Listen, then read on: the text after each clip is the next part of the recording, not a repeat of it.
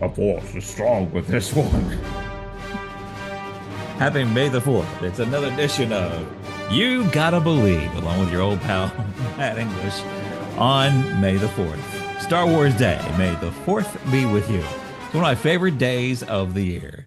Another favorite day of the year is any day that the Philadelphia Phillies win a game. And right now, they are about to get into their fourth game of this four-game set against the Florida, Miami, whatever, Marlins down down in the deep south, all the way down the edge of the peninsula of Florida.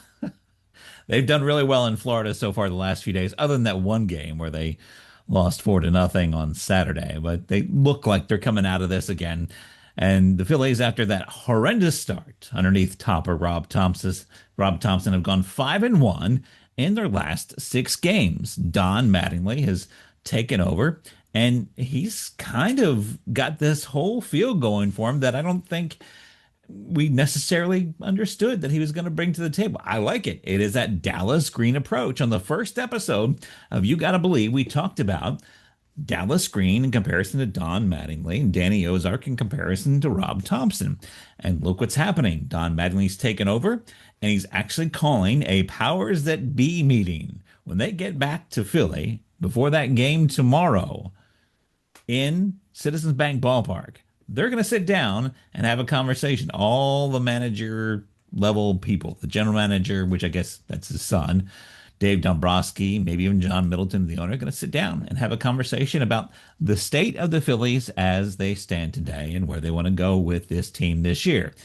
Apparently, Rob Thompson didn't do anything like that. So this is definitely a whole different approach to how we're managing this team going forward, not just this year, but maybe in the years to come. Maybe Don Mattingly is that approach we're looking for. But what in the name of Dell Unser on a Canada Dry can from 1979 is going on around here?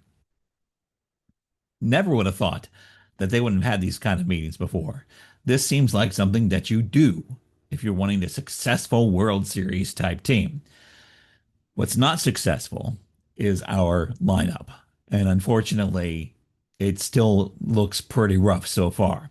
If you look at it more closely, our top hitter, as far as batting average goes at least, is Brandon Marsh, hitting about 311 in a part-time role, basically.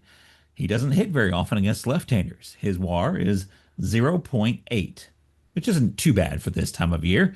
When you look at some of the other players on the team, you got Kyle Schwarber with a 1 on the WAR. He's got 11 home runs. And in our last edition, we talked about how great he was against the Giants. Unfortunately, against the Marlins, he started off that series 0 for 8. Things changed a little bit yesterday. Still batting above 200 with those 11 home runs. Let's see if we can cut down on them strikeouts as we go forward. Bryce Harper, not looking too bad at all. About 250, 255, 256, 6 home runs, 19 RBIs. WAR is just 0.3, but he's coming up. I see his curve going upward right now.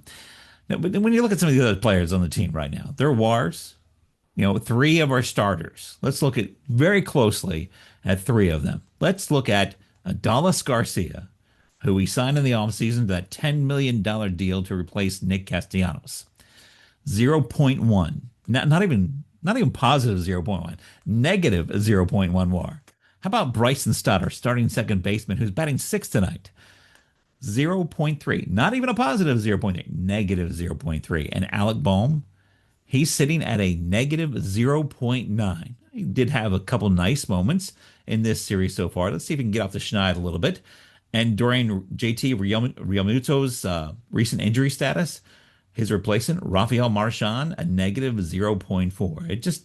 They just don't look right. What about the pitching? I think it's coming around a little bit more. You've got Christopher Sanchez at a 1.5, Jesus Luzardo at a 0.7, Andrew Painter at a 0.4, Aaron Nola, who's starting tonight at 0.3, and then you've got the man himself, Zach Wheeler, coming back and looking pretty much awesome so far this season, maybe turning the entire starting rotation around. Bullpen's not looking as awful, but still, you got Jose Alvarado, who we counted on for so many years, with a 6.75 ERA right now. So we're heading into this week with finishing up the series against the Marlins, coming home for a big series. Who would have thought we'd say that? Against the Not Oakland, not Kansas City, not Philadelphia. That's the teams they were before. Not Las Vegas because they're not there yet. The Sacramento, I guess, just the A's. Yeah, we got a 3 game set with them starting tomorrow. So we'll see how this rest of this week shapes out and see where we go, especially after this big meeting between Don Mattingly and the powers that be to see where the future of the Phillies lies. But hey, guess what? You gotta believe. Please don't forget to like and share this channel and share with everybody who's a Phillies fan so we can just talk about believing in the 2026 Philadelphia Phillies team.